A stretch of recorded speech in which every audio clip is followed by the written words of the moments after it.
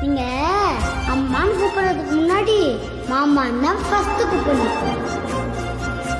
அப்புறம் மாமா உங்களுக்கு டெய்லியும் கூட சொல்லி தூங்க வைக்கிறேன். உங்களுக்கு என்ன வேணாலும் இந்த மாமா கிட்ட கேளுங்க. சாக்லேட் வாங்கி தரவா, பொம்மை வாங்கி தரவா, உங்களுக்கு என்ன வேணும் சொல்லுங்களா? நம்ம எல்லாம் தீபாவளி பொங்கலுக்கு ஒரே மாதிரி ட்ரெஸ் போட்டுக்கலாம், ரீல்ஸ் போடலாம், ஒன்னா தேட்டருக்கு போகலாம், ஜாலியா ஊர் சுத்தலாம். உங்களுக்கு ஒன்று தெரியுமா?